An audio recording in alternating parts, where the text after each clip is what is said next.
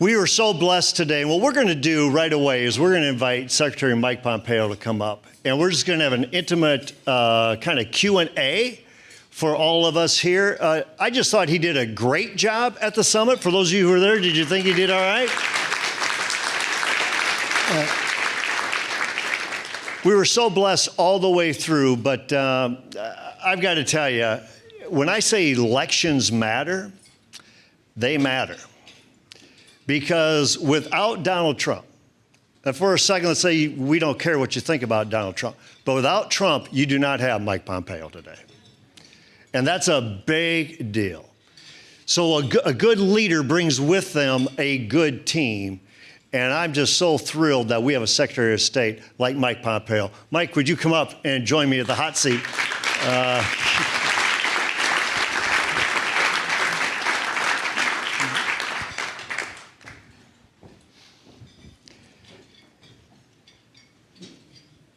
And do we just have one mic? I'm just looking at audio. I've got a lapel mic. You have a lapel mic. Yes, sir. You're the Secretary of State. You know, Secretary Pompeo, when you spoke today, Darla said to me, boy, he seems like just a nice guy. You know, you got those Midwestern roots. It doesn't look like the Secretary of State's office has changed you. You don't look like you think you're all that stuff. What got you into politics? What got a really good person, successful person, you and Susan, to say, you know what, we're going to get into this field? Yeah. Well, first of all, thanks for having me here tonight, and thanks for letting me be with you. I know that institutions like the Family Leader, when I think about how America will continue its work, continue its revival, push back against all the challenges that we're seeing on our streets today, it is civic institutions, it is prayerful people, it's groups like this who come together that I am confident will lead it. It's not likely to come from the top down. It is almost certain to come from the Lord and from people who gather, as you all are doing here today. And that kind of gets to your question about what gave Susan and I. Of course, you have the earthly things. Our son had gotten a little bit older. There was an opportunity. The current congressman was running, so there was a little bit of space. I had friends urging me, saying, you should be crazy enough to go do this.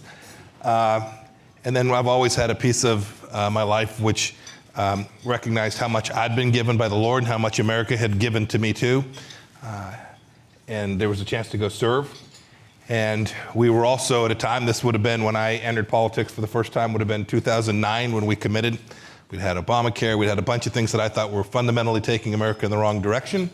And I saw the challenges it would present to the employees that worked for me at the company. And I concluded I might be able to go do a good turn. If I could be successful, if I could run a good campaign, I might be able to serve America just a little bit. And the Lord has blessed me and given me not only that opportunity for 6 years to represent 750,000 people in Kansas, but now the chance to serve in this privileged place working for Donald Trump to try and deliver foreign policy around America that keeps us all safe, keeps our young men and women in uniform out of harm's way, and delivers good outcomes for the American people. It's been quite a journey. Quite a journey. And since Susan kind of alluded to it, that you might be calculating. We're only kidding. You're not calculating. Yes. God's opened up doors. God opened up a door to allow you to be a congressman. But what got you to the CIA and then from the CIA to the Secretary of State's office? I mean, what kind of doors are like, are you kidding me? That door open? So it's still, I tell this story. I had not met President Trump before the day that I went to Trump Tower. So I was reelected on a Tuesday in November. That following weekend, I was in Washington. I'd gone back. There was some work to do. I think it was that following week in Washington. I'd gone back, and I get a call. I get a call from Vice President Pence, who says, "Hey, Mike, if there was the right thing, might you be willing to join the administration?" And I didn't think a heck of a lot of it, but I said, of course. I'd known Mike. Susan had been in a Bible study with Karen Pence. He had served with me. His final term in Congress was my first term, so I knew him a little bit. And I said, sure, find the right thing. I didn't say anything to Susan, didn't think two thoughts about it. On Monday, he calls and says, what would you think of CIA director? And of course, you all know the correct response is, no, that's not nearly good enough, right? I, of course, said, yeah, no, I can absolutely, we'll find somebody good for that. And he said, no, we think maybe you ought to come up and talk to the president about it. And I said, I'd be honored to do it. So this was by Tuesday. I interviewed on Wednesday with the president, spent 2.5 hours with him. in his office talking about a range of things. He called me that night. I spoke to him for another several hours. It was just before that meeting that we actually told our son, because before that you think, oh goodness, they've got 15 candidates and I'm going to do this interview and hopefully help him be successful, but it won't be me. And then literally Thursday morning, I was sitting in my congressional office. I had a group of farmers in the office from Kansas, and I rudely had my phone sitting on my desk and saw it was a New York area code. Now, it's been a strange week. I'm going to take this call. So I excused myself, walked into this little closet in the back of a congressional office, and it was President-elect Trump, who said, would you like to be my CIA director? And I said, yes. And in classic President Trump fashion, he said, great, and hung up.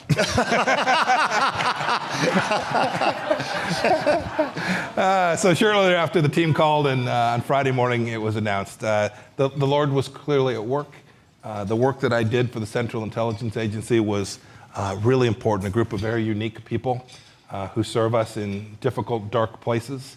I had the privilege of standing up a chaplains program at the CIA.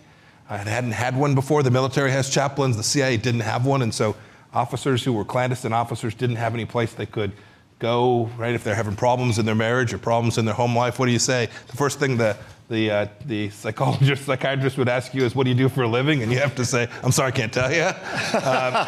And so I wanted to create that space where there would be religious-based assistance for our officers, and we built it out, and it has proven to be a really, really important program. I found some great former military chaplains who built it, and I'm really proud of what we did there.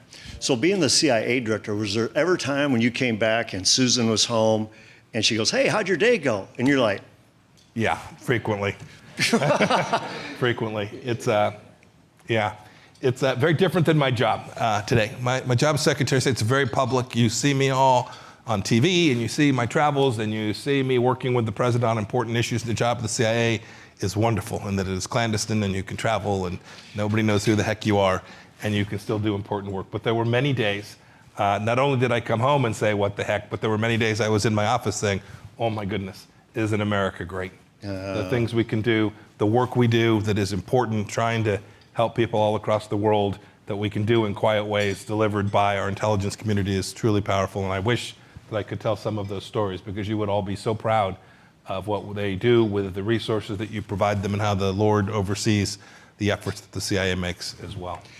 And when President Trump became president-elect, he chose Rex Tillerson to be Secretary of State. And I thought what was kind of telling is when we went to Israel, and we went to the embassy in Jerusalem, and they presented me a challenge coin for being there. I think it was on your recommendation, so thank you. It's a very cool coin. Somebody said I could get a lot for it on eBay. But anyhow, but they, on the cornerstone, they have President Trump, and they have Vice President Pence, but they don't have Secretary of State Tillerson with that embassy being in Jerusalem. And that's not real typical, is it? Where usually the Secretary of State would be with the president on that cornerstone as well? Yeah, I think that's right. I don't know the story behind that. It's this enormous duty that you have, right? I have embassies all across the world. You bet. We've created not only that really special place there in Israel, but half a dozen others. And each time I see the stone or the cornerstone there, and it's got my name, I know that it'll be there for an awfully long time. And I hope that America will be in those places, delivering the American message, delivering a central understanding about our country as a Judeo-Christian nation. And if we can do that and do that well, that's well, thank you for your leadership in recognizing Israel that way. We all appreciate that.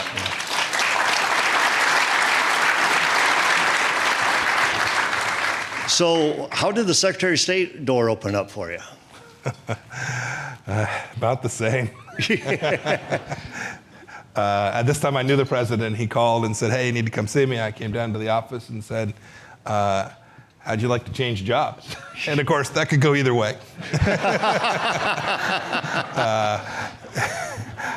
And we had a conversation about it, and I told him, of course, if he wanted me to serve in that role, I'd be honored to do it. And it was a couple weeks later that he made the decision to make that transition. Now, yesterday you made a major speech and on unalienable rights, bringing people back to the Declaration of Independence. This is a passion of yours. Yeah. Why is this such a passion? I mean, Tell this group here why this is so important that we cannot miss this. I mean, what's the message you're trying to drive here? So for me personally, it's important because I think this is what the Bible teaches us, that we are, in fact, as humans, each imbued with this dignity just because we're human beings, no matter what our lot in life is. And to do that, you need a benchmark, a baseline, a foundation. And our founders gave that to us. It's in the Declaration of Independence. It is unambiguous. They talk about these as God-given rights. It's in our Constitution as well. It talks about it. The Bill of Rights, the first 10 amendments echo those same central ideas. And for me, since I was a young soldier, and then when I was in law school, I'd looked at this and I'd seen that this project of preserving these core set of rights about protection of human life and making sure that individuals had the ability to exercise their own faith, it had become unmoored around the world. And so I thought when I got this opportunity as Secretary of State, I wanted to see if I couldn't go reground this, to put it back to these founding ideas that we all know and cherish. And it's interesting because I set about doing it with a commission. The commission worked for about 14 months, and I had no idea that when the commission wrapped up its work, America would be where it is today, where you can see on our streets mobs that frankly just have a very fundamental, a very different view about the rule of law, about these rights, and about the American tradition, and who want to tear this country down. So I had no idea that the commission would wrap up its work roughly the same time. If you get a chance to read the report, you'll see they remarked on that, but yesterday I talked about this too.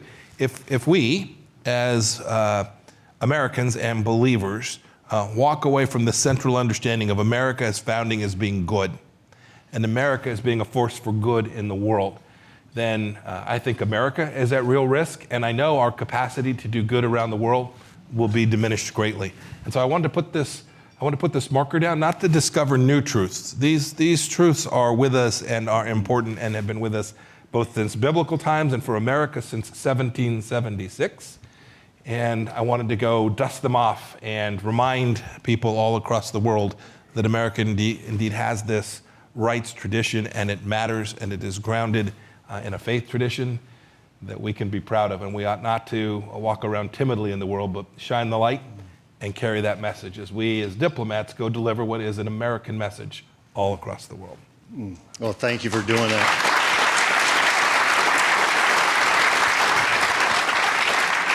So for those of us in business, those of us in ministry, many times it's like we need to get back to the core values. Yeah. And that's what you're saying. It's absolutely These are the boulders that make America exceptional. That's exactly right. Thank you for your leadership with that. Thank you. Talk to us about your faith. First of all, I think it's just novel that you and Susan would choose, not choose, I don't know how it worked, you forced her or whatever, to teach 5th grade Sunday school class.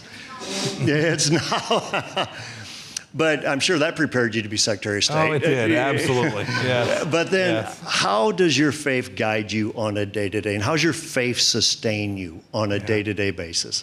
Other than knowing that we're praying for you. Yeah. And I'm not saying that, lightly, we're praying for you. So, Susan alluded to this when she did her introduction today. There's not a thing that I do that is not guided by my understanding of how it is as a Christian I'm supposed to interact. And you should note, there are a couple people here who work with me. I don't live up to it every day. I don't always get it right, but I know when I got it wrong, because I know what it is the Lord demands of me and how we're supposed to build our team to go forth in the world. And so I see it wherever I go. Susan talked about this. It is remarkable. You'll be in countries that are Muslim countries. You'll be in places that have different faiths. And I'll have these leaders, usually one-on-one, tell me how much they appreciate the fact that I am disciplined in my faith, that I'm prepared to talk about that openly, that I don't hide it, that I gave a speech in Cairo where I opened with the remarks that I'm an evangelical Christian.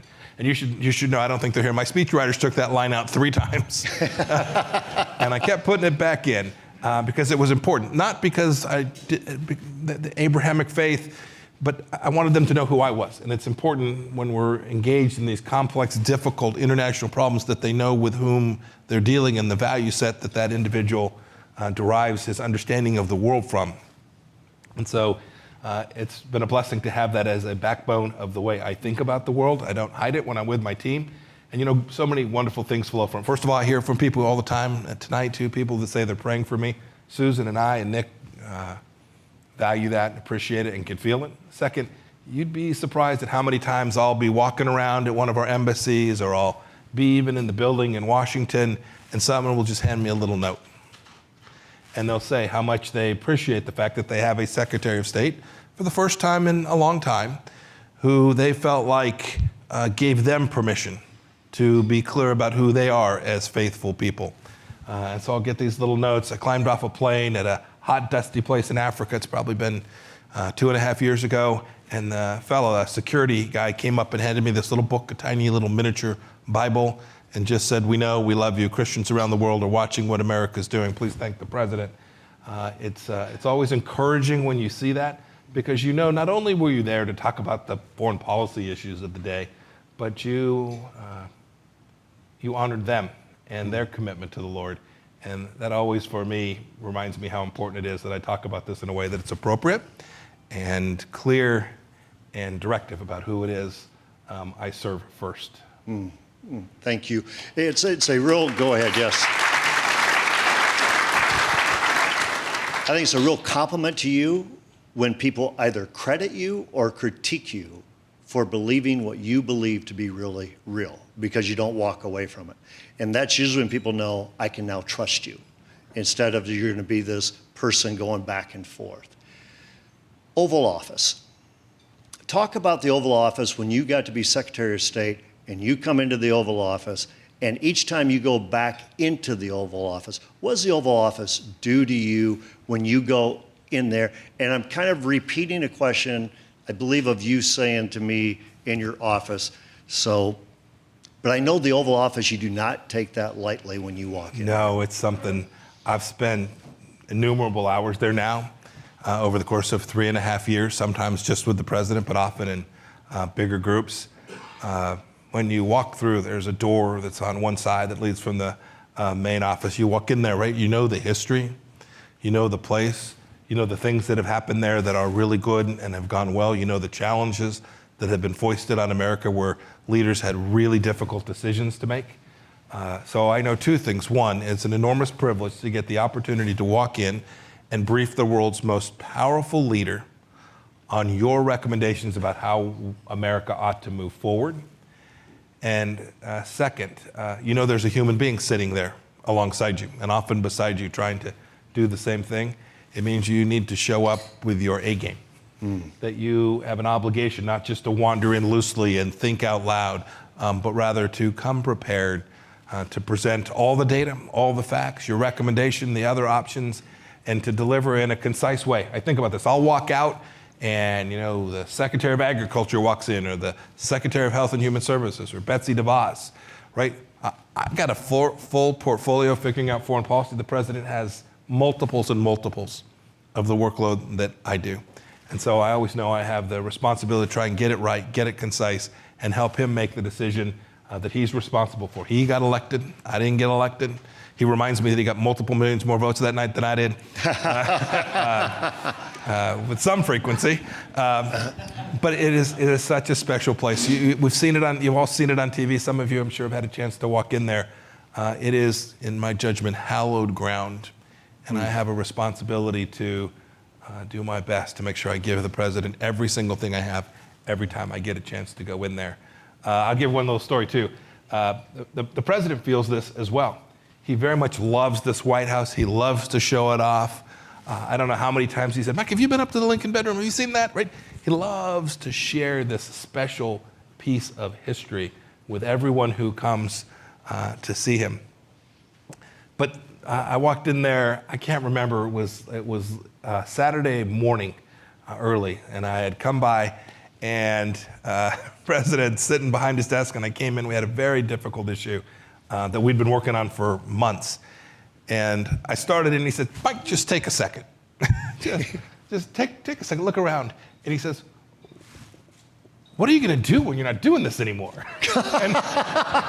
and again, I remember he's tweeted people out many times. And so I said, "Well, sir, I'm planning to do this a little while longer. Is that a good plan?" He says, "No, I mean, literally, we get this chance to lead and to serve I was a real estate guy, and I'm not sure what the heck are you going to go do? You ran a machine shop. I mean, what are you going to go do? And it reminds me how much he appreciates that we each have this moment, we get this time, and we have a real responsibility to do our level best to get it right in the way that the American people demanded when they voted back in 2016, and that we can get it as right as we can so when they vote here in just another handful of weeks, they get it right one more time. I want to ask this question in a way that it's a positive light, but there's so much media, back, forth, Trump, Trump, Trump, Trump, Trump. What do you appreciate about President Donald Trump in your position as Secretary of State? Yeah. You can have serious conversations with him 24/7, any time of the day. Say, Mr. President, here's where I think we have this right. Here's what I think we're getting wrong. And he will take it on board. Not every leader that I've worked with is prepared to do that. It doesn't mean that he's going to conclude the same thing that I concluded. I often don't have the full range of issues. There are other complex trade-offs that he may be thinking about and have to make. But there's never been a time when I said, Mr. President, I need 10 minutes to talk to you about this. If I'm traveling by phone or I want to come by and see you, that he said, nope, I don't want to hear. I want to know what you're thinking, Mike, and I want to know what your team is presenting as the option set to me. You know, the second thing is, and you don't see this, and you'll never see this in the New York Times, I can assure you, is I've seen the other pieces of President Trump too. I've seen him. When I walk in, I'm a relatively frequent traveler. He's behind his desk. I just come in, he stays there. But I've watched when visitors come in, whether they're little kids or they're people from religious institute, whoever it is, he gets up and he wants to shake their hand. He wants them to know how much he appreciates them being there. And I remember I'd been nominated to be the CI director. And I got a call from a person who I can't imagine would have ever called me, a very famous person with a long and successful career. Every one of you would know his name. And he said, Mike, you're gonna get a real treat. You're gonna get to work with President Trump. It's not always going to be easy. And I said, well, I appreciate that. And he said, but I want you to know that when I lost my wife, it was about 4 years ago at the time, he said, every week, President Trump called me to tell me he was thinking about me for 3.5 years until I remarried. And he said, it got me through that. And he said, nobody else. He says, we were friends, but we weren't that close. But President Trump took the time to just remind himself to take just a minute and help this man who was going through a very difficult time. His wife had passed away. And he said, I'll never forget how tender and how caring this person was. And he had nothing to gain from it. President Trump had no benefit to receive from doing that. He just did it because he knew it was the right thing to do, and he could help someone through a very, very difficult time. I could tell half a dozen stories like that the world isn't going to see, but I've had a chance to see that from President Trump. Let me end with this. Obviously, you have a very influential position, as you said today. It's something that you need to steward. These people have all positions of influence in their communities and in different states and all that. If you could give them kind of a 2-minute, this is what I would ask you to do. This is what I'd ask you to do for our country at this time, at this moment, because we need you. Yeah. What would it be? Well, we always start with prayer. This is what we believe. But once we've done that, you got just another minute, be fearless. The non-believers are fearless, I assure you. Speak the truth. Speak it everywhere you go. The grocery store, schools, your place of business. I know sometimes it's uncomfortable. It doesn't feel like it's fit for the place you are, but the other team's doing it. And the other team has a very different vision for America than those of us who are believers are, those of us who understand the founding the way that we all do. I must say I didn't always do this in my time before I entered back into government. I would just ask that you all, if it's on your heart and you believe that America is worth all of this work and all of this so that our kids and our grandkids can have the opportunity to live in this exceptional nation, then it is also worth, in a way that is Christian, in a way that is decent, in a way that is respectful, making clear your views and being fearless in articulating them in every setting in which you find yourself. If each of us will do that, if each of us will take on that task, then I'm confident that this nation will continue to be that very, very special place that we all know it is and want it to be for another 240 years. Sounds great. Sounds like all-in leadership. Ladies and gentlemen, Secretary of State Mike Pompeo. Thank you.